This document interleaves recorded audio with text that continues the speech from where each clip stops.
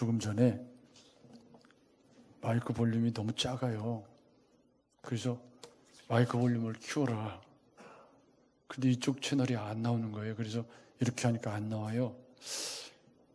이쪽 채널 안 나온다. 그러고 나서 갑자기 스위치로 보니까 스위치가 꺼져 있어요. 아마 청소하다가 눌러진 것 같아요. 순간 어떤 생각이 들었냐면, 우리가 주님의 음성을 들어야 되는데 주님 쪽으로 오는 스위치가 꺼져 있으면 주님이 100마디로 얘기해도 안 들리겠구나. 목사니까 그런 생각을 하는 거죠.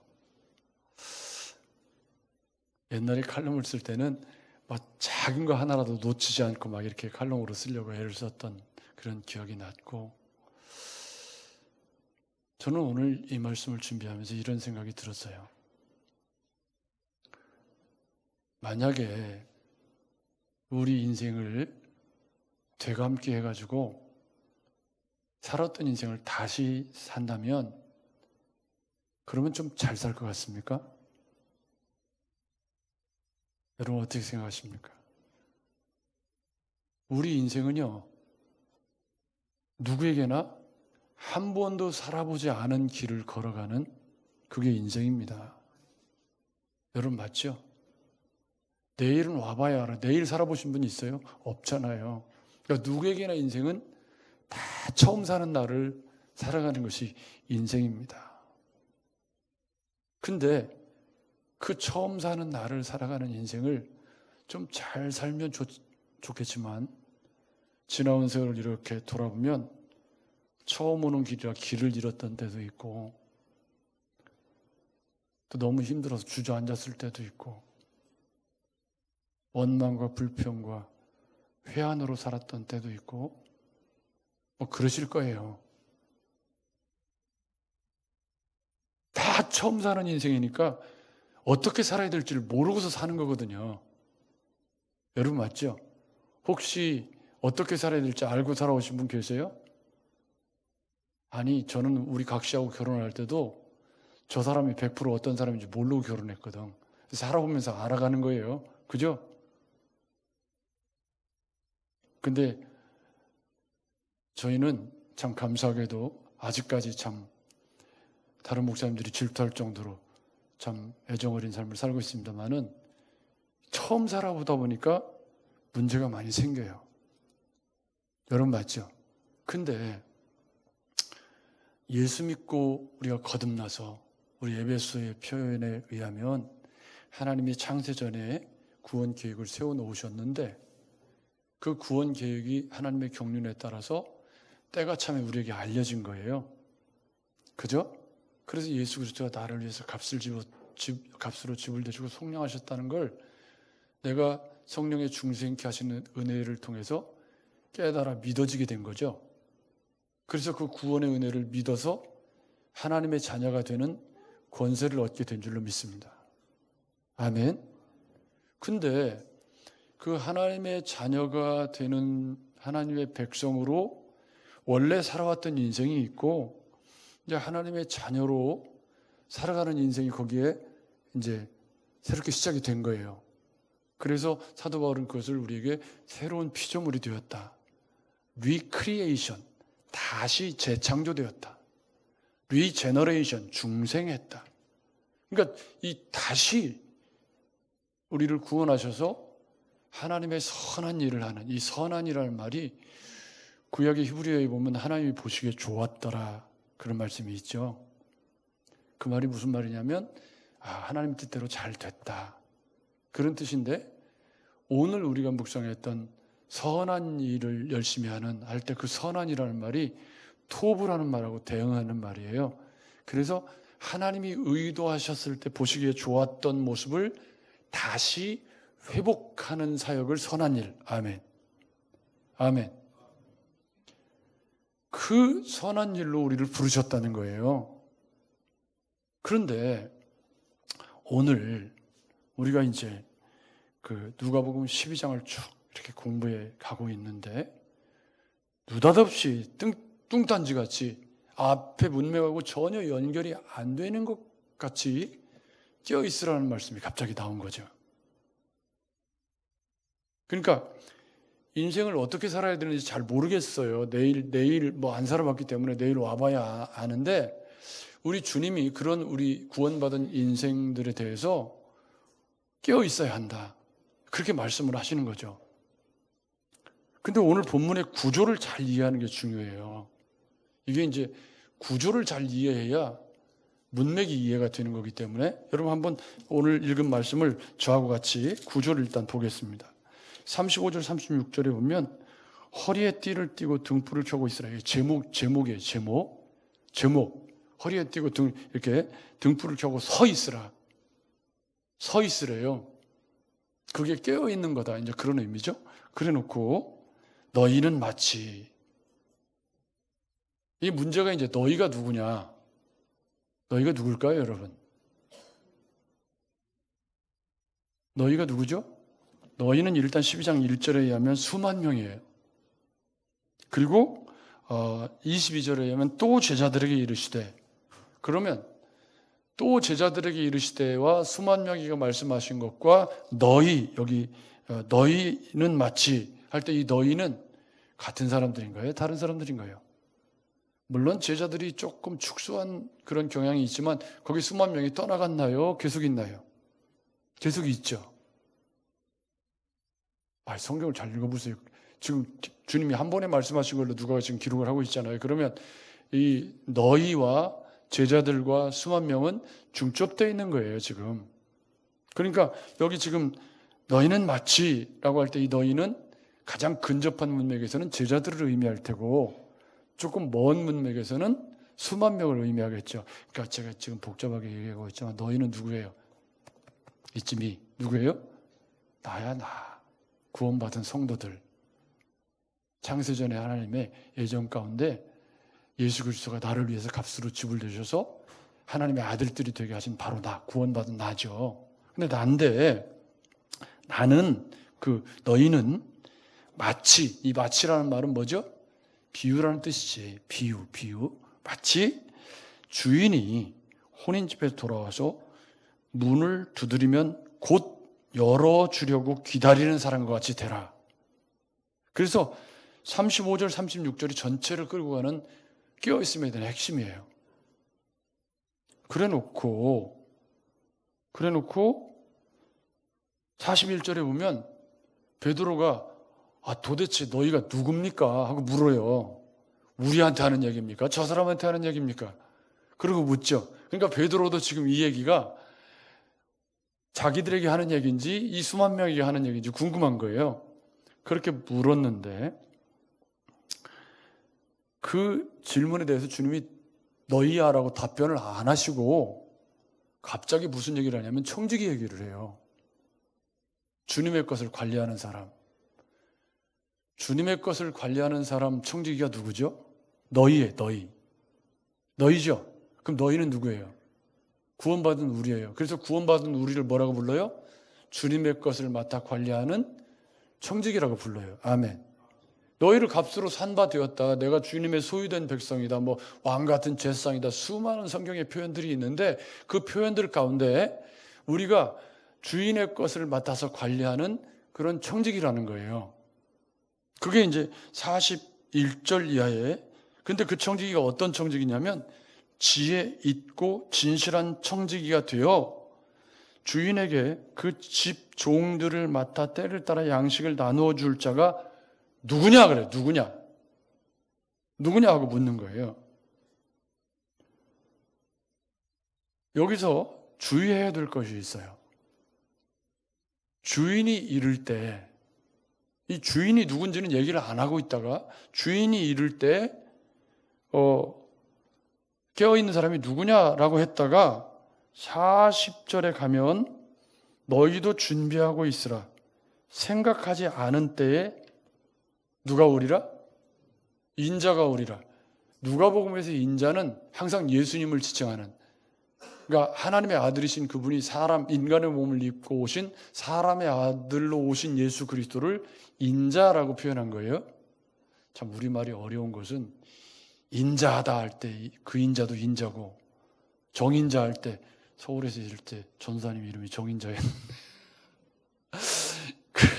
그러니까 여기서 인자는 누구예요?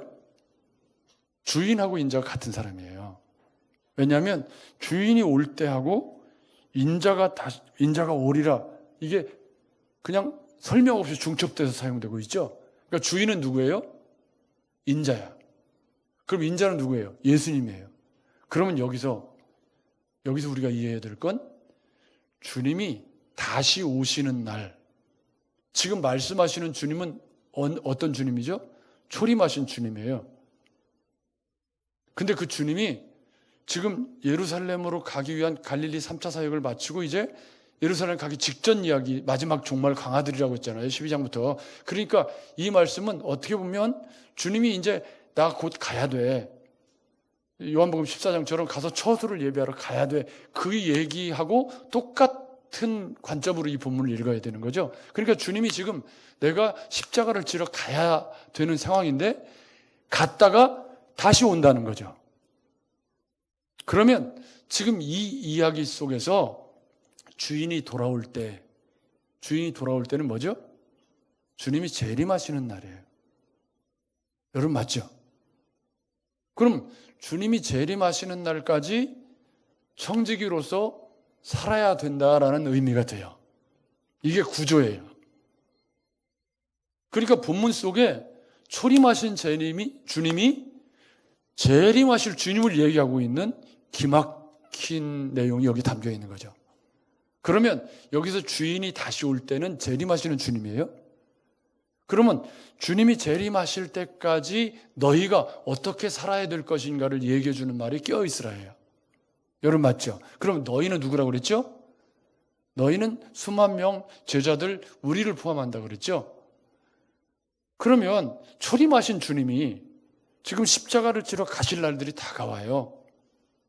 다가오기 때문에 제자들에게 너희가 이렇게 사는 게 잘 사는 거야 라고 인생의 지도를 가르쳐 주는 거예요. 믿는 사람이 어떻게 사는 게 인생을 잘 사는 거냐? 깨어있는 것이 잘 사는 거다. 이렇게 지금 설명을 하신 거예요. 그러면 깨어있다는 게 도대체 뭐냐? 이게 이제 중요해지는 거죠. 여러분 맞죠? 자, 이제 구조가 이렇게 잘 이해가 되었습니다. 그러니까 청지기가 주인이 이를 때 어떻게 살고 있느냐? 이게 굉장히 중요한 깨어있음의 근거가 되고, 문제가 발생되는 지점이 뭐냐면 주인이 더디 오리라. 생각보다 주님이 늦게 오시는 거죠. 그럴 때 어떤 문제가 생기는가 하는 것이 이 주님의 비유 속에 담겨져 있는 중요한 키워드죠. 자, 이제 전체를 이렇게 정리해 놓고 보면 전체가 어디를 향해서 가는지를 우리가 이해를 하게 됐죠. 자, 조금 자세히 보겠습니다. 얼마 전에 우리가 묵상했던 데살로니가 전후서 기억나시죠? 데살로니가 전서를 쓰게 된 이유가 뭐냐면 주님이 빨리 오신다고 생각한 거예요. 주님이 곧 오실 거다. 이게 이제 초대교회 성도들의 공통적인 것이었거든요. 주님이 빨리 오신다. 우리 한국교회도 그런 사람이 있었고요. 그러니까 이제 문제가 되는 게 먼저 죽은 사람들이 문제가 돼서 이 사도 바울이 죽은 자들에 관하여는 자는 자들에 관하여는 이러면서 그 사람들이 먼저 부활하고 우리가 휴거돼서 주님과 함께 있게 될 것이다. 그러면서 뭐라고 했냐면 때와 시기에 대해서는 뭐다? 모른다. 이 모른다가 어려움이죠. 그러니까 초림과 재림 사이를 살아가고 있는 우리에게 주님이 빨리 오시면 좋겠어요? 천천히 오시면 좋겠어요? 빨리 오셨으면 좋겠기도 하고 천천히 오셨으면 좋겠기도 하고 여러분 그렇죠? 아, 나도 손주는 보고 오셔야 되는 거 아닌가 뭐 이런 거. 아이 지금 그 친구들 중에 손주 있는 친구가 어떻게 저를 갈고 쌌는지요. 명절 때 되면 자기는 바쁘대요. 그 왜 바쁘냐? 아, 손주 오잖아. 너는 손주가 없어서 모르지? 이런. 그렇다고 뭐 자식 보고 가불해서 데리고 오라고 할 수도 없고 뭐 어떻게 하라는 거예요 도대체 말이에요. 어쨌든 때와 시기는 모른다죠. 모른다. 그런데 그 부작용이 생겨가지고 게으른 사람들이 있었잖아요. 여러분 기억나시죠? 게으르고 일만 만드는 사람들. 자, 그런 얘기들을 우리가 생각해 보면 종말론이 이게 쉽지 않다는 거예요. 그죠? 우리가 다 처음 사는 인생이지만 주님 재림하시는 이 이야기, 그리고 믿음으로 주님의 재림을 기다리는 삶도 우리에게는 여전히 매일이 처음 사는 삶인데, 주님이 지도를, 그럼 처음 사는 삶을 어떤 마음 자세로 어떻게 사는 게 잘 사는 거냐. 거두절미하고 너희는 혼인집에 돌아와서 문을 두드리면 곧 문을 열어주려고 하는 그 사람과 같이 되어야 된다. 그러니까 주님이 오시면 문 두드리기 전에, 초인종 누르기 전에 아이고 어서 오세요 하고 문을 홀딱 열어줄, 그게 뭐다? 깨어있는 것이다. 그러면 깨어있는 것에 대한 설명을, 허리에 띠를 띠고 등불을 켜고 서 있으라. 이게 무슨 얘기냐면요, 그 사람들의 옷은 저처럼 이런 양복 같은 게 아니에요. 통짜로 되어 있는 옷이잖아요. 그게 이제 우리와 문화권이 다르니까. 그러니까 움직이려면, 일을 하려면 반드시 뭘 해야 돼요? 이게 매야 돼. 그러니까 이건 낮에 관한 얘기예요. 낮에 서 있으라. 그러니까 낮을 얘기할 때는 허리띠를 동이고 있어야 된다. 밤에는 등불을 켜고 있어야 된다. 거기다가 서 있으라는 거예요. 앉아있지 말고. 이게 무슨 말이에요? 언제든지 주님을 맞이할 수 있는 완벽하게 스탠바이가 된 상태죠. 여러분, 이 말씀이 잠도 자지 말고 아무것도 하지 말고 그냥 눈에다가 막 이거 끼워가지고 막 주님을 기다리라는 뜻인가요? 아니면 우리의 마음의 자세, 내적 자세를 의미하는 건가요? 뭘 이걸 설명해야 알아? 깨어있다는 말을 영적으로 그러니까 우리 마음의 상태가 어떤 태도여야 되는지를 지금 이렇게 설명한 거죠? 이걸 또 문자적으로 읽어갖고 그냥 또 뭐 그냥 허리띠 동여 매고, 허리띠는 뭐 저도 동여 매고 있고요. 지금 뭐 내려갈까봐 허리띠 매고 다 하잖아요. 그러니까 성경을 그렇게 문자적으로 읽는 건 참 곤란하죠. 제가 이쪽을 봐야 예쁘게 나온다는 걸 알았어. 그래야 머리숱도 좀 풍성해 보인다는 것도 알았어요. 그러니까 나 이쪽 보고 할 거야.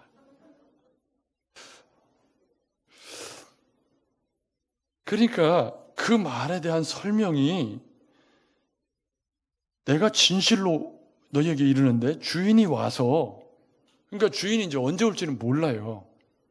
그죠? 근데 이게 이 혼인잔치 비유 있잖아요. 마태복음에 슬기로운 5처녀 이야기하고 이걸 중첩시켜 놓은 건데 이렇게 뒤섞어 놓은 거죠. 누가가 의도적으로 혼인잔치 얘기를 갖다 끌어다 쓴 거예요. 그러니까 우리가 이 누가복음을 읽으면서 어디를 연상할 수 있냐면 마태복음의 10처녀 비유를 연상할 수가 있는 거예요.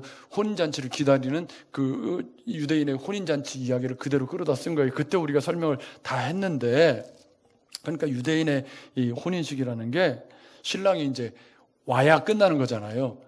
근데 이제 신랑이 언제 올지 모르니까 혼집에서 다 이제 신부가 기다리고 있고 들러리들이 이제 이렇게 신랑 오기를 기다리고 있는 것이 마태복음의 지혜로운 10처녀 비유인데, 거기 뭐 등불에 기름이 떨어져 가지고 뭐 이렇게 등불 기름 가지러 간 5처녀는 뭐 좀 그런 얘기잖아요. 여러분 맞죠?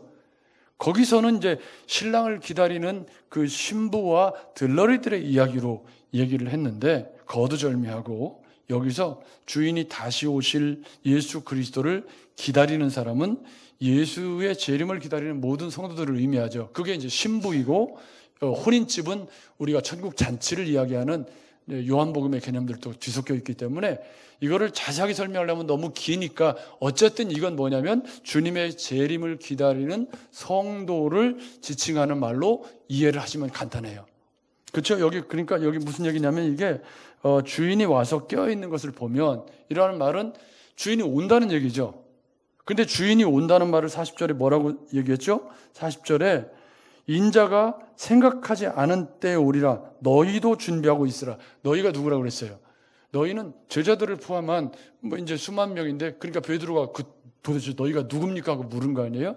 그러니까 인자가 오리라는 말은 주인이 오리라는 말을 의도적으로 주님이 바꿔 쓰신 거란 말이죠. 그래서 여기서 이야기하고 싶은 것은 주님이 재림하실 때까지 재림을 기다리는 성도가 허리에 띠를 띠고 등불을 켜고 서 있어야 한다. 이걸 깨어있음이라고 정의를 해 놓으신 거예요. 그러니까 여기서 돌아온다 라고 할 때 이 돌아온다는 말이 야영을 하거나 해산하거나 정박했던 배를 푸는 것을 나타내는 단어인데, 주인이 집으로 돌아오기 위해 혼인집을 떠났다가 다시 되돌아온다라는 말을 설명하는 이 단어가 이렇게 야영을 해산하거나 아니면 정박했던 배를 풀거나 하는 그런 단어를 썼다는 거죠. 그래서 주님이 이 땅을 심판하시기 위해서 하늘 보좌를 떠나서 이 땅에 오실 것을 설명하는 단어들이 여기 들어가 있는데 우리는 뭐 쉽게 알기가 어렵죠. 근데 이제 문제는 37절에 주인이 와서, 그러니까 이제 40절을 염두에 두고 계속 읽으셔야 돼요. 준비하고 있어라. 생각하지 않은 때 인자가 올 거다. 그 얘기를 지금 주님이 하시려고 하는 거니까. 그러니까 우리에게 하는 말이죠. 주님이 이제 언제 오실지 모르는데 주님이 와서 깨어 있는 것을 보면 그 종들은 복이 있다. 깨어 있는 것이 35절 허리에 띠고 등불을 켜고 있는 것이라고 말씀드렸어요. 그럼 그게 구체적으로 뭐냐? 이 질문을 지금 계속 갖고 성경을 읽으시라고 제가 반복해서 얘기를 하고 있어요. 그게 도대체 뭘까? 사실 전후 문맥을 보면 답이 나오지만 본문에는 답이 명확히 안 나오니까 그럼 허리에 띠를 띠고 뭐 등불을 켜고 서 있는 게 뭘까 하는 것을 생각하시면서 주인이 와서 깨어있는 것을 보면 너무 이뻐가지고 막 발 씻겨주고 막 이렇게 한다는 거예요. 너무 이뻐서. 그게 주인이 원래 종이 주인이 오면 발 씻겨줘야 되잖아요. 주님이 우리 발 씻겨주신 것을 생각나게 하는 말씀이지만 천국의 축복을 누리는 성도의 극진한 모습을 비유적으로 말씀한 거죠. 그런 주님의 환대와 축복을 받게 될 거다. 그게 이제 영원한 천국에서 우리가 누리게 될 기쁨의 한 조각을 이렇게 표현을 해 놓으신 거예요. 그러니까 쟁점이 되는 게 뭐냐면 주인이 왔을 때 문 초인종도 누르기 전에 아멘 주 예수 오시옵소서 하고 깨어서 주님을 맞이할 준비가 되어 있느냐. 이게 핵심이란 말이죠. 근데 문제는 38절이죠. 38절이 뭐죠? 주인이 혹 2경에나 3경에 이르러서도 종들이 그같이 하고 있는 것을 보면, 이게 무슨 말이에요? 2경이나 3경이라는 말은 원래 신랑이 와야 될 시간은 어둡기 전에 오거나 일찍 와야 되잖아요. 2경이나 3경이라는 건 뭐예요? 꼭두 새벽에 온다는 말이죠. 이것을 45절에 만일 그 종이 마음에 생각하기를 주인이 더디 오리라. 이게 이제 나쁜 재림을 기다리는 태도죠. 주님이 언제 올지 신경도 안 쓰고 살거나 아니면 뭐 이제까지도 안 하는데 뭐 더디 오시겠지 뭐. 그럼 나 꼴딱 숨 넘어가기 전에 예수 잘 믿으면 되지. 그럼 구원받는 거지. 이런 도둑놈 심보는 안 되는 거예요. 왜냐하면 믿음이라는 말이 이 본문에 초림과 재림이 지금 들어가 있죠. 그럼 우리가 믿음으로 살아야 되는 시간도 초림과 재림이라는 시간이고, 깨어 있어야 되는 시간도 초림과 재림이라는 시간이에요. 그러니까 믿음이라는 말 속에는 인생의 시간 내내 믿음으로 살아야 된다는 뜻이지, 엉망진창으로 살다가 주님 내일쯤 오실 것 같다, 그때 나 쏙 예수 믿을게, 그건 주님을 기만하는 거죠. 여러분 주님한테 그렇게 사기칠 수 있나요? 주님이 앞에 뭐라고 말씀하셨죠? 머리털까지 세심받으셨다고 그랬잖아요. 마음과 생각을 감찰하시는 주님 앞에 그렇게 주님을 기만하는 건 올바른 성경을 지금 제대로 모르는 거예요. 무당종교의 신처럼 예수를 취급하는 거지. 여러분 신보도 다 아시는데 여러분 맞죠? 자, 그래서 재림의 지연, 신랑이 더디 오는 상황에 대해서 이제 두 번째 베드로가 여짜오되, 이 주께서 이 비유를 우리에게 하시는 겁니까? 모든 사람에게 하는 겁니까? 답변은 뭐냐면 주인의 뜻을 알고도 준비하지 아니하고 그 뜻대로 행하지 아니한 종은 많이 맞을 것이요 알지 못하고 맞을 일을 행한 종은 적게 맞으리라. 무릇 많이 받은 자에게는 많이 요구할 것이요. 그럼 베드로가 묻는 질문은 뭐예요? 내가 많이 받은 자라는 거죠? 내가 그래도 주님과 지금 3년째 같이 지금 하고 있는데 지금 우리한테 하는 얘기예요, 이걸? 이런 의미잖아요, 내용이. 그러니까 주님이 답변이 뭐냐면, 이놈아, 많이 받은 사람들한테는 많이 찾을 거예요. 네가 먼저 됐다고 생각하면은 더 잘 살아야지. 뭐 이런 내용인 거죠. 내용이 의미가 그런 뜻이 돼요. 그래서 맞을 일을 행한 종은 알지 못하고 맞을 일을 행한 종은 적게 맞으리라. 무릇 많이 받은 자에게는 많이 요구할 것이요 많이 맡은 자에게는 많이 달라 할 것이다. 이게 이제 답변인 거죠. 답변인데 그 답변 사이에 무슨 말이 들어있냐면 주인의 것을 맡아서 관리하는 지혜 있고 진실한 청지기가 되어. 전제가 뭐냐면 너희가 누구냐가 중요한데 너희는 이제 다 설명을 했으니까요. 너희가 우리라면 우리가 어떤 사람이냐면 주인의 것을 맡아서 관리하는 청지기라는 거죠. 그럼 주인의 것을 맡아서 관리하는 청지기에게 있어서 제일 중요한 건 뭐냐면 주인이 그것을 어떻게 쓰기를 원하시는가에 관심이 있어야 되죠. 아멘. 여러분 그렇잖아요. 주인이 있고 청지기에게 일을 맡겼어요. 근데 청지기가 지 마음대로 하는 거예요. 여기 본문에 보면 더디오리라 하여 남녀 종들을 때리고 먹고 마시고 취하게 되면, 이라는 말은 뭐냐면 주인이 더디온다는 생각 때문에 마태복음에서는 막 아들을 잡아 죽이기까지 하잖아요. 내 걸로 만들려고. 청지기가 마음을 잘못 먹은 거예요. 그게 우리 자신들에 대한, 우리 인생에 관한 이야기라면 주인의 것을 맡아서 관리하는 청지기에게 맡긴 것이 무엇일까? 크게 보면 우리 인생이고, 쪼개서 생각하면 재물도 있고 시간도 있고 재능도 있고 건강도 있고 뭐 우리 몸도 있고 뭐 이게 다 포함되는 거예요. 그럼 청지기가 주님이 우리한테 이 주인의 것을 진실하고 지혜로운 청지기가 되라고 맡겨주셨단 말이에요. 언제까지 맡겨두신 거죠? 우리 인생이 다 하는 날까지 우리 인생을 맡겨두신 거예요. 여러분 맞죠? 거기에는 우리의 돈도 포함되고 재능도 포함되고, 그러니까 이게 달란트 비유하고 만나는 지점이 있어요. 왜냐하면 착하고 충성된 종아, 이렇게 주님 말씀, 그러니까 맡겨진 달란트에 얼마나 충성을 다했냐, 이것과 그 달란트 비유도 주인이 맡기고 가잖아요, 달란트를. 여러분 맞죠? 그리고 다시 오거든요. 그런 것처럼 주인이 지혜롭고 진실한 청지기에게 뭘 맡겼어요. 그게 우리 인생이라, 믿음으로 사는 구원받은 성도의 인생이라는 거죠. 여러분, 제게 맡긴 것이 어린이교회 성도들만 맡긴 게 아니고요. 제 인생에 제 아내와 제 가족들과 제가 살아가는 삶의 모든 그런 정황들 속에서 주님이 제게 재능도 주시고 시간도 주시고 인생도 주시고 주신 거죠. 맡겨서 그것을 주인이 뭘 원하시는지에 관심을 갖고 주인이 기뻐하시는 일에 쓰라고 재능을 주신 거죠. 저는 할 줄 아는 게 꽤 많아요, 생각해 보니까. 근데 제가 이제 호기심 천국이라 뭐 기타도 조금 치고 뭐 악기도 조금 연주할 줄 알고 컴퓨터도 제법 하는 편이고 사진도 좀 찍고 운동 뭐 아무튼 제법 하는 게 많아요. 그래서 저를 소개할 때 목사님들이 뭣도 잘하고 하면 제가 늘 하는 말이 집어치우고 나는 설교를 제일 잘하는 목사야. 그렇게 얘기를 해도 꼭 그러더라고. 근데 그거 다 가지고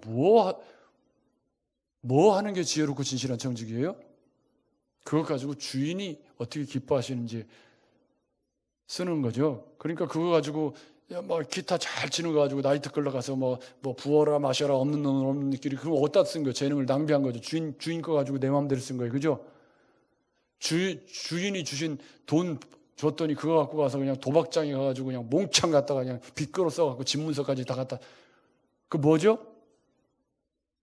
여기에 어떤 태도가 있냐면 주인이 더디오리라는 잘못된 종말론이 있어요. 여러분 맞죠? 여기 보면 진실한 청지기가 되어 주인에게 그 집 종들을 맡아 때를 따라 양식을 나누어 줄 자 누구냐?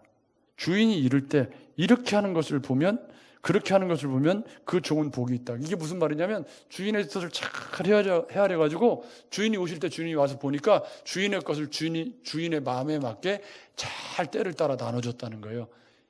이게 복음을 나눠줬다는 뜻이 아니고 우리 재물, 재능, 시간, 인생을 어떻게 주인이 기뻐하는 그런 모습으로 내가 청지기가 되어서 주인의 것을 잘 관리했느냐. 이게 주인이 더디오리라 하여 남녀 종들을 때리고 먹고 마시고 취하게 되면 이렇게 나오거든요. 자, 여기서 앞쪽에 무슨 얘기가 나왔죠? 앞쪽에 두려워 말라, 주의하라, 이런 말씀을 하시면서 탐심을 물리치라가 나왔어요. 여러분, 탐심을 물리쳐야 되는 것이 언제죠? 뭘 언제야 우리가 재림의 시간을 살아가는 초림과 재림 사이에 청지기로 살아가는 우리의 인생 가운데 탐심을 물리치는 게 들어있어요. 여러분 맞죠? 그러니까 청지기로 살아갈 때 땅의 창고에 막 쟁여놓는 사람이 있는데 두 가지 부류예요. 어떻게 쟁여놓냐면 염려 때문에 쟁여놓는 사람이 있고 탐욕 때문에 쟁여놓는 어리석은 농부가 있었잖아요. 앞쪽에 여러분 기억 안 나세요?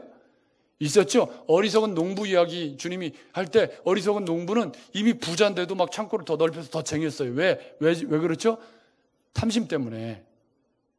그 다음에 뒤쪽에 나오는 염려에 사로잡힌 공중나는 새로 보라 길삼수가 안에 너희 천국에서 먹이시거든 하물며 너희일까 보냐 믿음이 적은 자들아. 이건 마태복음의 표현이지만 어쨌든 그 얘기를 하실 때 염려, 무엇을 먹을까 무엇을 마실까 염려하는 사람 누구예요? 누구는 누구야? 여기 너희하고 똑같은 사람이죠. 여러분 맞죠?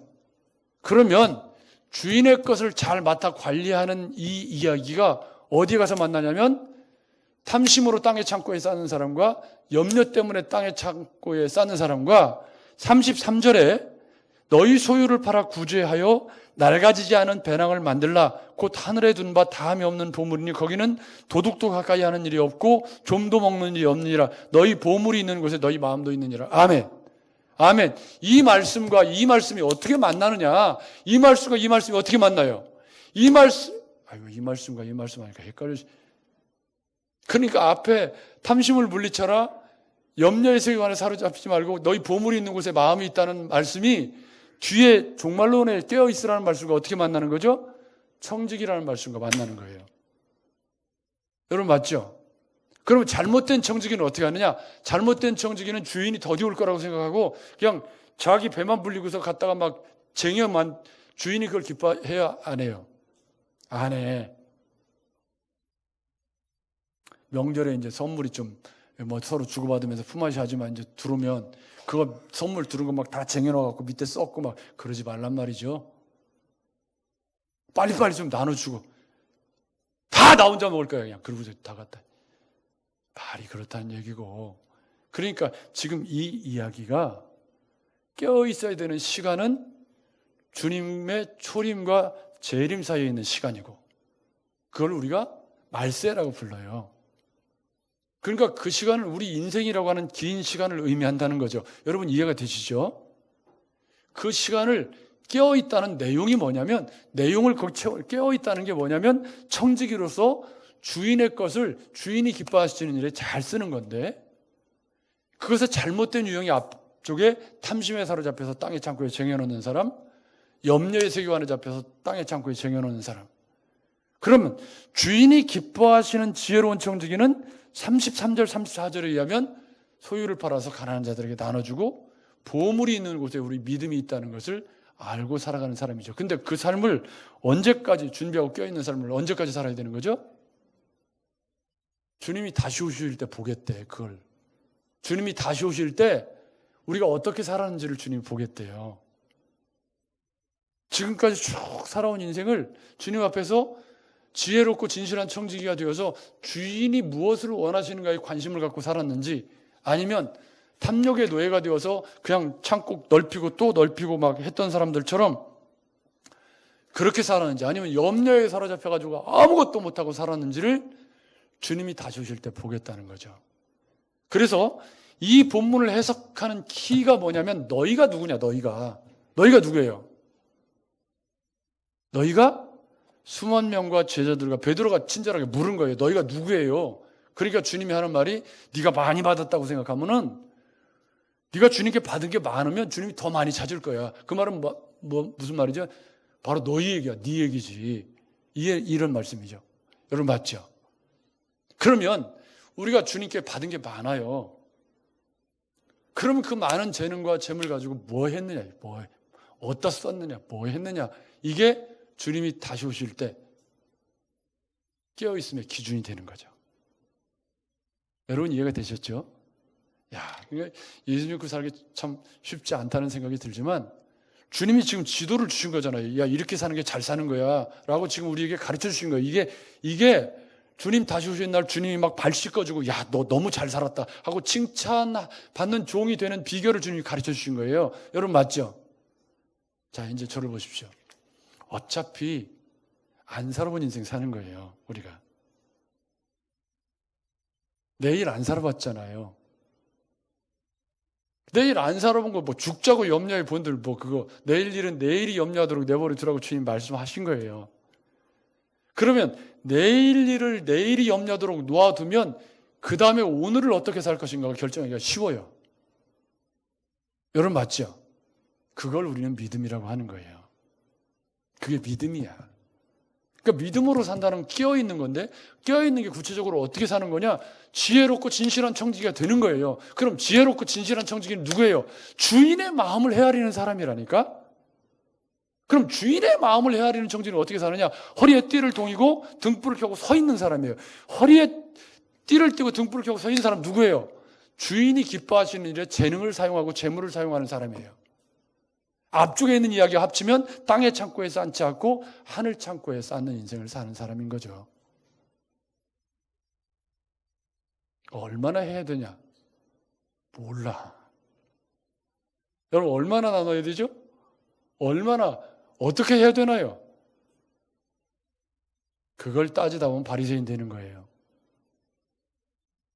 수입에 11조는 교회에다 내고 나머지 10분의 3은 나누는 데 쓰고 나머지 10분의 6은 밥 먹는 데 쓰고, 이렇게 규정을 해놓은 데 있나요? 성경에? 없죠. 거기에 믿음의 분량이 들어가는 거죠. 믿음대로 하는 거예요. 그렇지만 중심 속에 내가 주님의 지혜롭고 진실한 청지기다, 내가 주님께 받은 것이다 라는 마음을 가지고, 저도 뭔가 봉사하는 삶을 살고 싶어서 아무튼 어디를 가든지 제가 이제 제일 쉽게 할 수 있는 게 커피를 이렇게 나눠 먹는, 제가 그래도 벌써 콩 볶기 시작한 지가, 콩 볶는 남자로 산 지가 10년 가까이 돼요.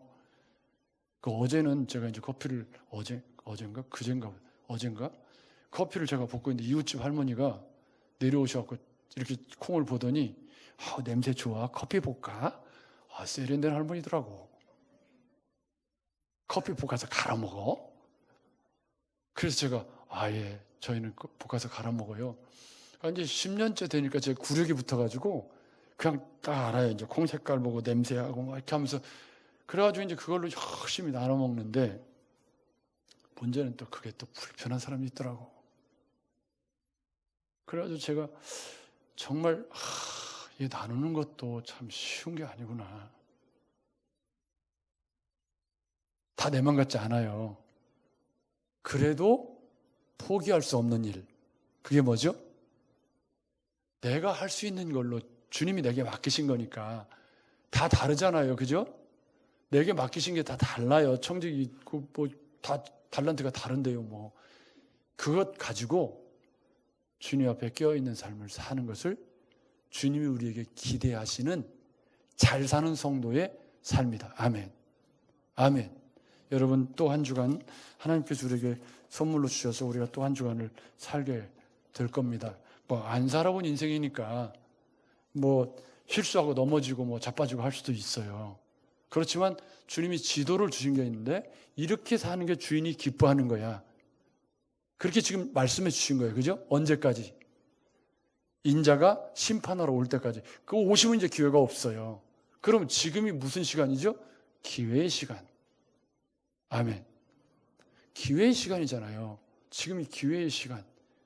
나누고 싶어도 나눌 수 없는 때가 오고, 일하고 싶어도 일할 수 없는 때가 오고, 베풀고 싶어도 베풀 수 없는 때가 오죠.